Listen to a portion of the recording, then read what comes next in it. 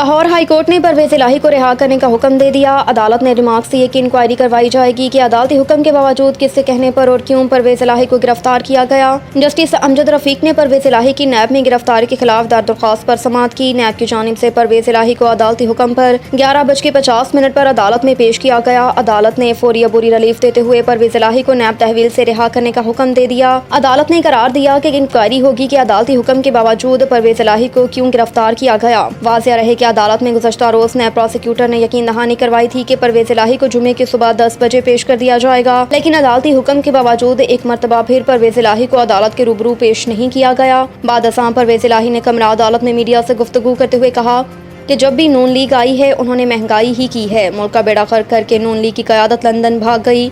मुझे तो अंदर रखा हुआ था, पता नहीं मुल्क का क्या कर रहे हैं। परवेज इलाही ने मजीद कहा कि अब तो IMF ने भी कह दिया है कि इलेक्शन करवाएं, मैं पुरअज़्म हूँ। स्टेट बैंक ने मॉनेटरी पॉलिसी के हंगामी इजलास की खबरों को मुस्तरद कर दिया। सोशल मीडिया प्लेटफॉर्म एक्स पर जारी वजाहती बयान में मरकजी बैंक ने कहा कि मॉनेटरी पॉलिसी के हंगामी इजलास की रिपोर्ट बेबुनियाद है और मुस्तकबिल की पॉलिसी रेट पर पेशगोई करना कबल अज़ वक्त है। स्टेट बैंक का कहना है कि मॉनेटरी पॉलिसी कमेटी शुरा सूद का फैसला करने का कानूनी इदारा है और मॉनेटरी पॉलिसी कमेटी का इजलास 14 सितंबर को है, जिसमें शुरा सूद पर फैसला होगा।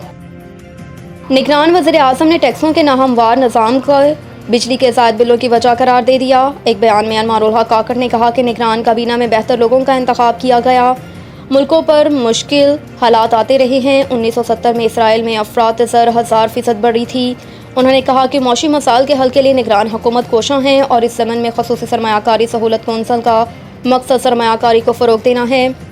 सरमायाकारी के लिए अहम शोबों की निशानदही कर दी गई। दुनिया ने मातनी वसाइल से अपनी मौशियत को ठीक किया। निगरान वज़ीर आज़म का कहना था कि इस वक्त काम तफले तसल्लियाँ देना नहीं, बिजली बिलों में इजाफे के ज़िम्मेदारान का तयन तो होगा सो होगा, लेकिन सवाल ये है कि आज इन बिजली बिलों के मसले का हल क्या है। बिजली के ज़ायद बिलों में टैक्सों का नाहमवार निज़ाम भी इस मसले की निशानदही कर रहा है और किसी ने टैक्स के इस नाहमवार निज़ाम की तवज्जो ही नहीं दी। अनवारुल हक काकड़ का कहना था कि बचपन से सुनते आ रहे हैं कि हर दूसरा शख्स यूरोप जाना चाह रहा है। लोगों का मुल्क से बाहर जाना कोई नई बात नहीं, कोई वजह नज़र नहीं आ रही कि मुल्क का सोशल स्ट्रक्चर तबाह हो रहा है। उन्होंने मज़ीद कहा कि मेरा मौक़िफ़ सिर्फ इतना है कि बाहर जाने वाले मुस्तक़बिल का असासा हैं। मैंने कहा था कि लोगों के बाहर जाने को मनफी क्यों लिया जा रहा है। मैंने कहा तो क्या हुआ, शायद मेरे अल्फाज का चुनाव ठीक नहीं था। सदारती मुआफ़ी की तरफ नैब से मुआफ़ियाँ दी जा रही हैं। चीफ जस्टिस के रिमार्क्स।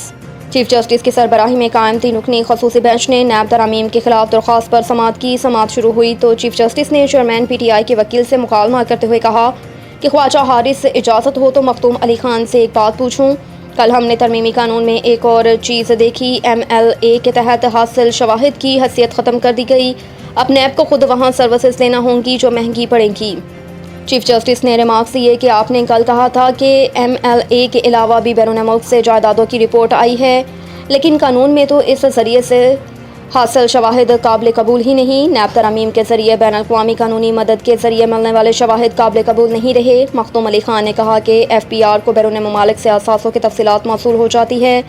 चीफ जस्टिस ने रिमार्क्स दिए कि FPR को मिलने वाली मालूमात बतौर सबूत इस्तेमाल नहीं हो सकती।